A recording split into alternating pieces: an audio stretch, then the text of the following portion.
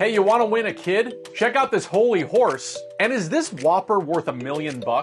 This is Greg's Royal Whopper with cocktail onions and other toppers. We've got all this stuff coming your way right now in your daily news refresh. So first, give us a quick subscribe at the News Refresh on YouTube to get new stuff like this every day.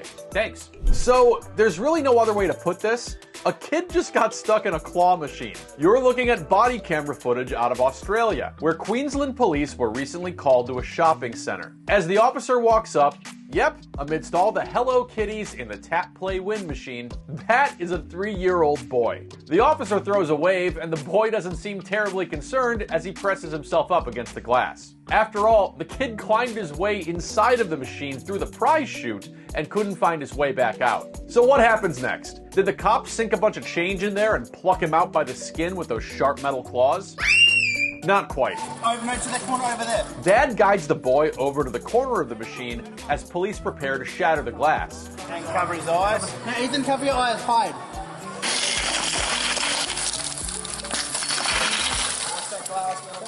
With the break of the exterior, our dad here is awarded the most valuable prize from inside the box, his loving child. And after family and onlookers erupt in cheers, an officer offers up a bit of a bounty. You want a prize. Which one do you want?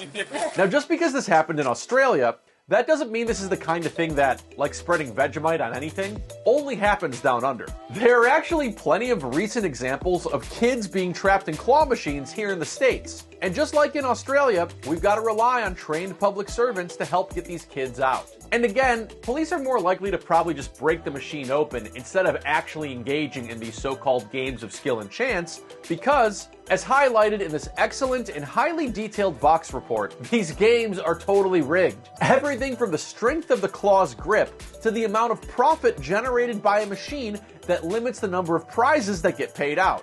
Yeah, so just in case you ever come across a kid that you desperately want to win and take home, you'll probably have better luck going the adoption route.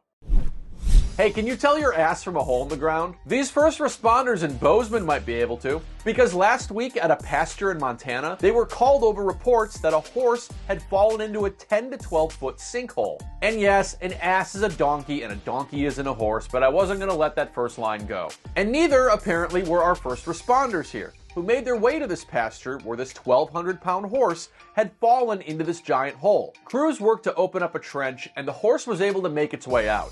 And as you can see here, he's just fine now, though maybe not as holy as he was before. On Facebook, the fire department involved in this warns people to call 911 should they ever encounter a sinkhole, and to avoid standing to the edge of it. And just in case you should ever find yourself in a sinkhole, you should subscribe to @TheNewsRefresh on YouTube right now. It won't help you get out, but it'll help you kill some time down there.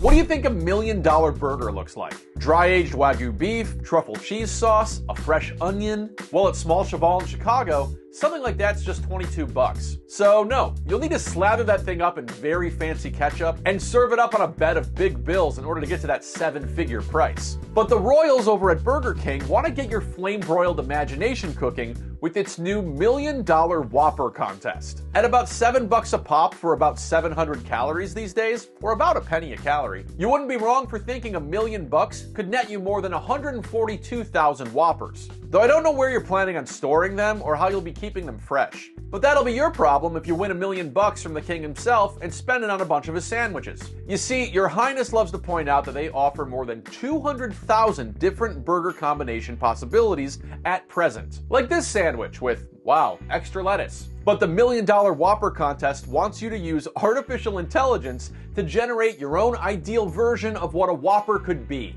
covered in virtually any 8 toppings of your choosing. You can do this at bk.com/mdw, where I went ahead and tried to make a burger that would please everyone. Starting with a plant-based patty, of course, I threw on some strong Stilton cheese, a layer of Vegemite to complement that funky blue, some tuna for protein, eggplant and cocktail onions to make sure you get your veggies, some nerds and croutons for a sweet and salty crunch, and of course a layer of horseradish to tie it all together. Sounds good to me, and later in 2024, 3 adjudicated sandwiches, of which I'm certain this one will be a part of, will advance to a final competitive round, during which these sandwich creators will get to hold court and refine these concepts at Burger King headquarters in Miami. Before the company says they'll be rolled out on menus nationwide for anyone to taste for a limited time. You have until St. Patrick's Day to submit an entry, so feel free to fire off your drunkest idea in March. And hey, not only do entries come with a free Whopper with a $1 purchase after entering the contest, you'll also get to download your very own unique commercial for your burger to use on social media.